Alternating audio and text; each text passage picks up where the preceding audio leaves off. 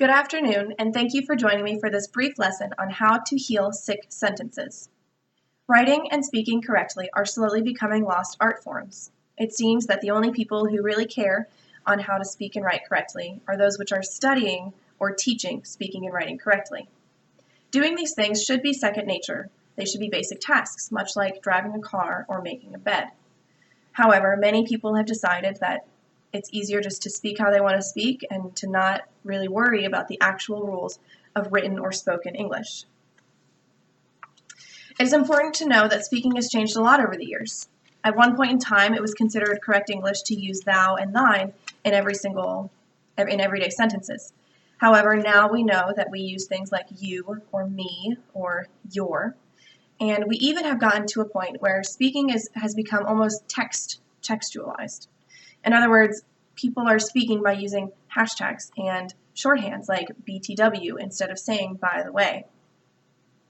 Unfortunately, this is because a lot of people are focusing more on how they text, more on how they speak with their friends, than they are focused on how to speak correctly, as if they were giving a presentation or writing a paper.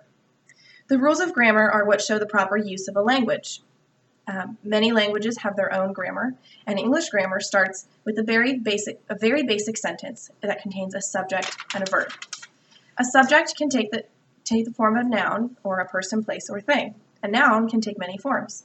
A proper noun is a specific noun, such as a specific person, like a person's name, or a specific place, like its title or the title of a book. A common noun would be everything else: a bottle, a purse. Then you have countable nouns, which can be pluralized. A purse becomes purses, and a water bottle becomes water bottles. And then you have non-countable nouns, things such as wind, steam, or water that you cannot pluralize. After that, you have concrete nouns, which is anything that you can touch, feel, move, see, things like a ceiling fan or a backyard swing or a table chair. And then you have abstract nouns, which are things that are more ideas or emotions, like happiness, anger, sadness, joy. And there are many other kinds of nouns, but these are the most basic types. After that, you have to think about adjectives. Adjectives are what give us the description of a noun. The purse was brown.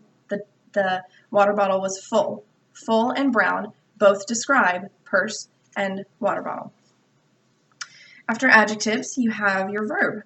Your verb, like I said before, is part of the focal point of the sentence. The verb is the action of the subject or subjects.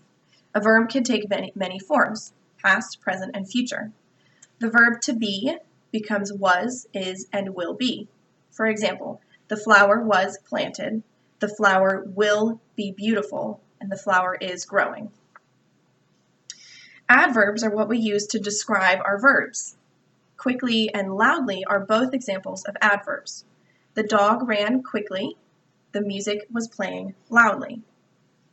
Pronouns take the place of a noun. In speaking and in writing, it becomes redundant to repetitively say the same subject over and over again. For example, Ashley was going to visit Ashley's grandmother's house. Rather than repeating Ashley twice, you can replace the second Ashley with the pronoun her. Ashley was going to visit her grandmother's house. Prepositions are what we use to show the relationship between a noun, phrase, or clause and the rest of the sentence. Excuse me.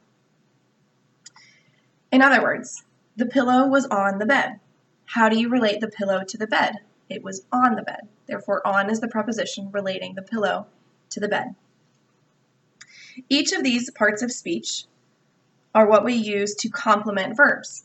Noun, adjective, adverb, pronoun, and preposition all make a sentence more full. They add body to the sentence. They add descriptions. They show the reader or listener more about the verb and the subject. As is common with everything else, there are common mistakes which can be made. When it comes to writing, it is very common to misspell words. The rule for words that contain the sound E, such as IE or EI, can be very complicated because the rule I before E except after C, which is used by many people and is usable by many people, there are exceptions to that rule. For words like conceit or peace or shield, the rule applies. Shield is S-H-I-E, peace is P-I-E, and conceit is C-O-N-C-E-I. However, there are exceptions to this rule. Fahrenheit is a word which does not follow this rule.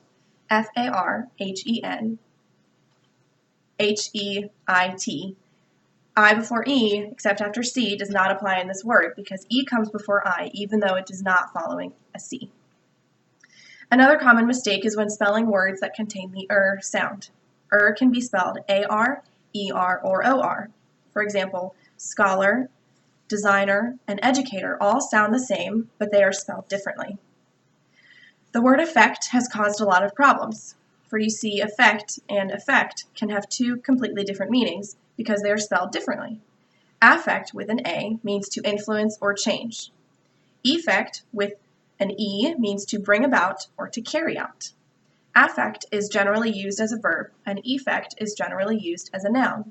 For example, the medicine will affect you in this way, affect with an A, or the effects of this medicine will be as follows, effect with an E.